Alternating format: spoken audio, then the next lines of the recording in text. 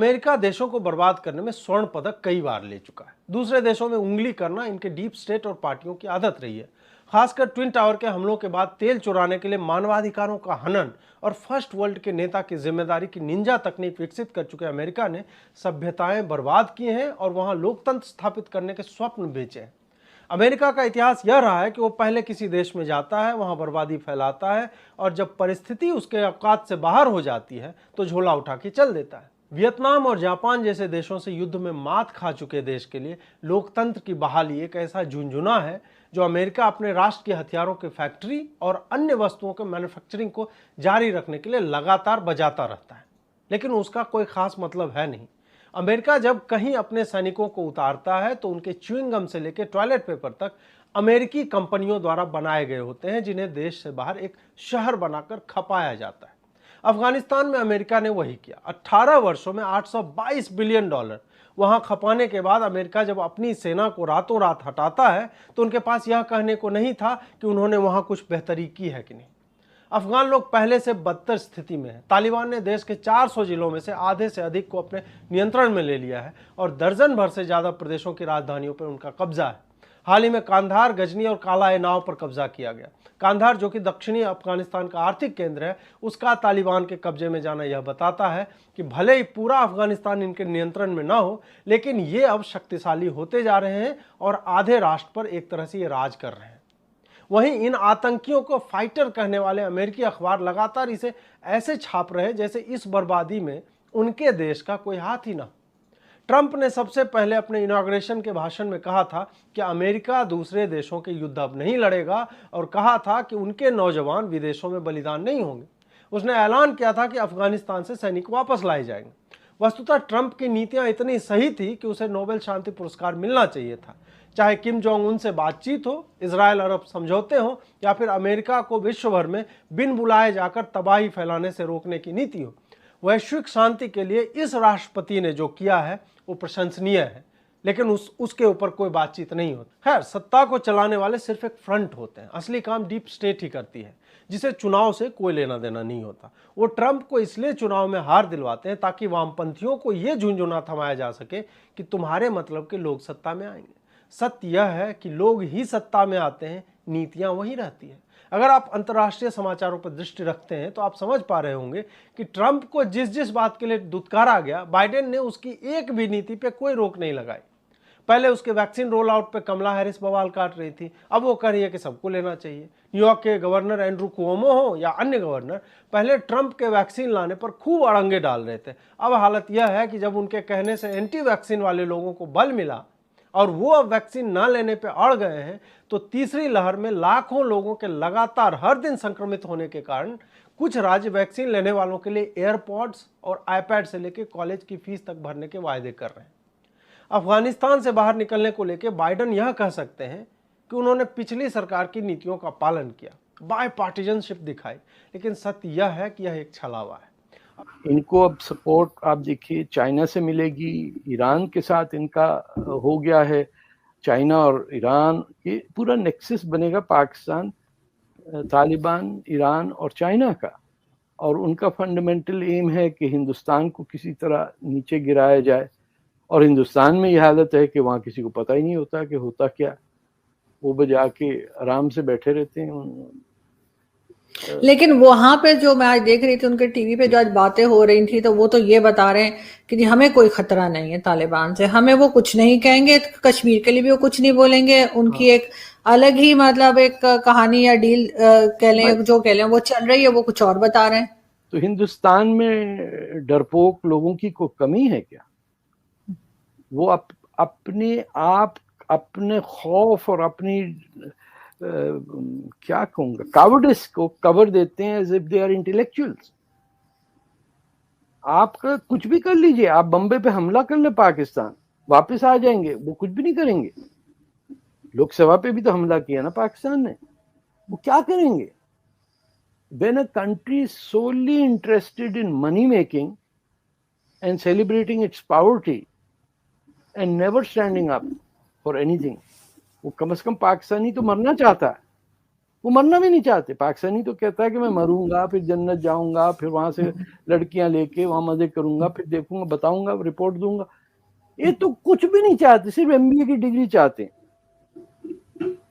और the chances are that they are not going to fight against anyone, because इसमें किसी का फायदा नहीं नजर आएगा। कोई अपना बेटा नहीं भेजती हिंदुस्तान में कि जाके लड़के आओ। मुझे सबसे बड़ा खौफ ये है कि पाकिस्तानी ठुकाई उकाई कर देंगे इनके, क्योंकि the zeal with which you watch what is your future, आप पे कैसे 1000 साल बर्बरियत के गुजार दिए तुर्कों ने और अफगानियों ने और पर्शियंस ने। कोई लूट के जा रहा है, कोई नादिर शाह बन रहा है, कोई क्या कर रहा है।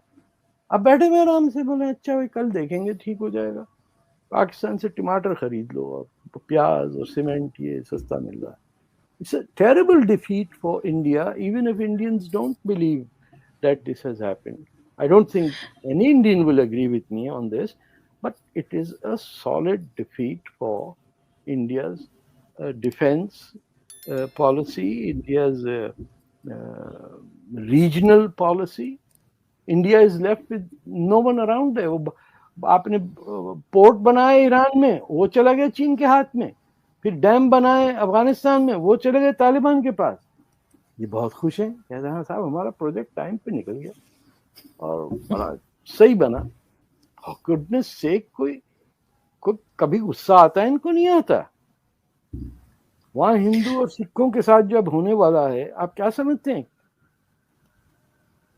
लेकिन सर इतने साल अमेरिका रहा तो क्यों कुछ नहीं कर पाया? दूसरा, ये अशरफ गनी की गवर्नमेंट इतनी कमजोर कैसे साबित हुई कि ये इतने जल्दी अपने इन्होंने हथियार डाल दिए और ये भाग गए वहां से छोड़ छाड़ कर? देखिए, ट्रेनिंग किसी की नहीं हो रही थी।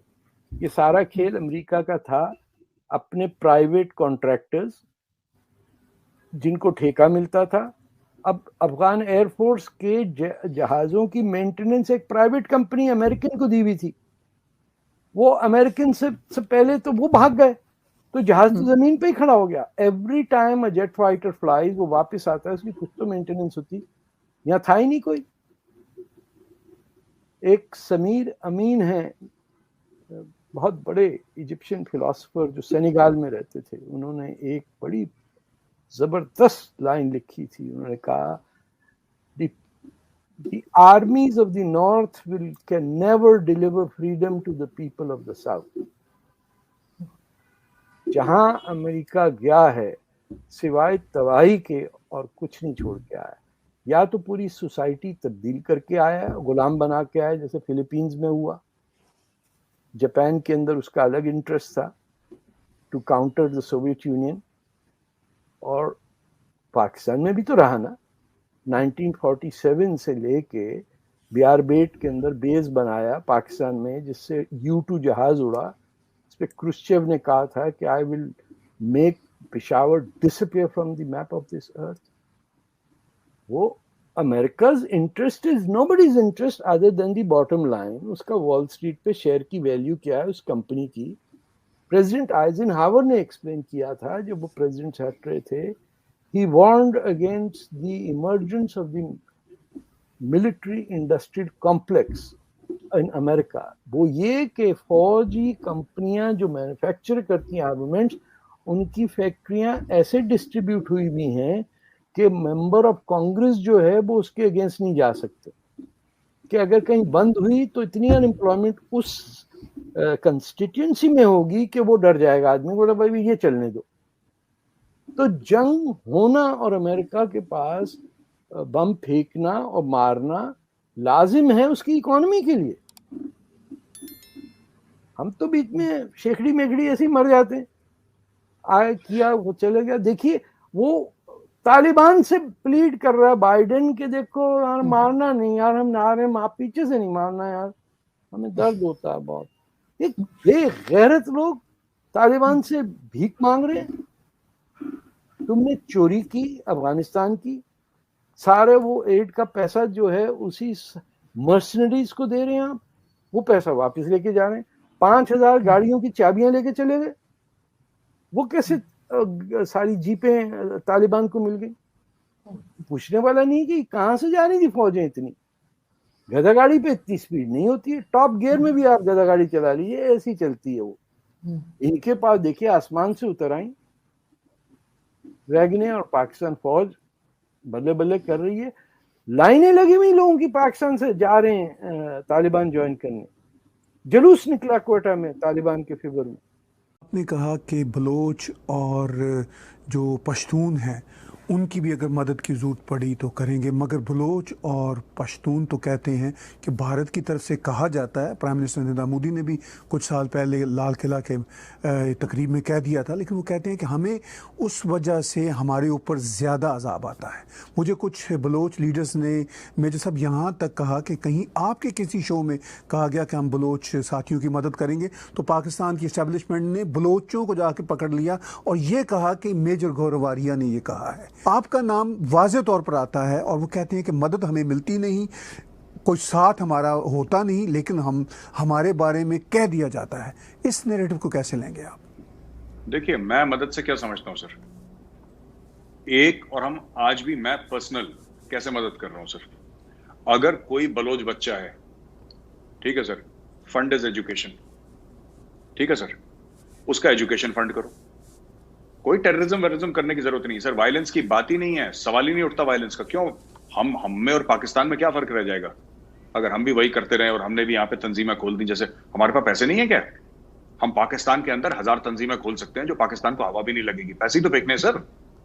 ये क्या तहरीक तालिबान पाकिस्तान क्या बिकाऊ नहीं होगी, अफगान तालिबान बिकाऊ नहीं होगी? आप बुलाइए जितने भी मुल्ला उमर के बच्चे हैं वहां पे तालिबान पे, दीजिए सबको $100 मिलियन। ये सर दिल्ली आके साष्टांग प्रणाम करेंगे, जमीन के ऊपर लेट जाएंगे। ये पैसा बोलता है इस दुनिया में, बात वो नहीं है, लेकिन हमें वो काम नहीं करना। हमें क्या करना है, ये जो बलोच बच्चा है सर, उसका एजुकेशन फंड करिए और बलोच बच्चे को बताइए कि आपके माँ बाप के साथ, आपकी कौम के साथ क्या बुरा करा है पाकिस्तान ने। Right sir, that child will speak out against Pakistan. वो बड़ा होगा ना, वो पाकिस्तान के खिलाफ बोलेगा। और बलोचों में इतनी नफरत है, ठीक है, हमारी सरकार की तो कमियां है ही। हमारी सरकार की कमी है कि हमारी सरकार खुले तौर पे या वैसे भी छुप के भी बलोचों का सपोर्ट नहीं करती। ये गलत करती है इंडियन गवर्नमेंट, और गलत करती आई है इतने सालों से। अगर मेरा बस होता सर, अगर मैं, मतलब छोटा मुंह बड़ी बात कर रहा हूं, मैं बहुत छोटा आदमी हूं सर, मेरी इतनी औकात नहीं है, लेकिन अगर मेरे हाथ में इख्तियार होता हिंदुस्तान में, मेरे हाथ में पावर होता ना सर, तो बलोचों के यहाँ पे ना 50 ट्रेनिंग कैंप खुल चुके होते अभी तक। 50 ट्रेनिंग कैंप, बलोच बच्चों का एजुकेशन स्पॉन्सर हो चुका होता हजारों की तादाद में। यहाँ पे एक एम्बेसी इन एग्जाइल और गवर्नमेंट इन एग्जाइल इंडिया में बन चुका होता बलूचिस्तान का, और ये जो पश्तून वाले भी हैं उनका भी बन चुका होता यहाँ पे। क्यों, हम लोगों ने क्या तिब्बतियों के साथ नहीं करा? क्या टिबेटन गवर्नमेंट इन एग्जाइल नहीं है यहाँ पे धर्मशाला में, इंडिया में? अगर टिबेटन गवर्नमेंट इन एग्जाइल है तो व्हाई नॉट बलूचिस्तान? हमने तो चीन के खिलाफ पंगा ले लिया सर, पाकिस्तान की क्या औकात है सर? छोटा सा पाकिस्तान सर, बिलांद भर इतना सा, क्या दिक्कत है? मेरे हाथ में कुछ होता, वो मेरे हाथ में है नहीं, मेरे हाथ में कुछ होता तो मैं कर चुका होता। लेकिन as a civilian, I am ex army, but अभी तो मैं सिविलियन हूं, वर्दी मैंने उतार दी है। मैं क्या कर सकता हूं? मैं लोगों को एजुकेट कर सकता हूं। देखिए सर, हम अपनी अपनी औकात के हिसाब से धक्का देते हैं। मेरी औकात क्या है कि अगर मेरी ये औकात है, मैं अगर वर्ड यूज कर रहा हूं सर, मैं कोई स्पेसिफिक्स नहीं दे रहा यहाँ पे, जो देने थे मैंने पहले दे दिया। अगर मेरी औकात है कि एक बलोच बच्चे का एजुकेशन फंड करूं, तो मैं एक बलोच बच्चे का एजुकेशन फंड करूंगा, ठीक है सर। अगर मुझे ऐसा लगता है कि मैं पाकिस्तान के खिलाफ आर्टिकल्स लिखूंगा या वीडियोस बनाऊंगा, उससे पाकिस्तान को डैमेज होगा, तो मैं वो काम करूंगा। अगर मुझे लगता है कि मैं सोशल मीडिया से डैमेज कर सकता हूं, तो मैं मेरी उतनी औकात है, मैं अपनी औकात के हिसाब से करूंगा, मैं औकात से बढ़कर नहीं करूंगा। लेकिन कई लोग हैं जिनकी मेजर गौरव वारिया से सर 1000 गुना ज्यादा औकात है, वो अपनी औकात से धक्का देंगे सर। और जब हम सब मिलकर धक्का देंगे तो दीवार गिरेगी सर, ये दीवार गिरेगी, जरूर गिरेगी एक दिन।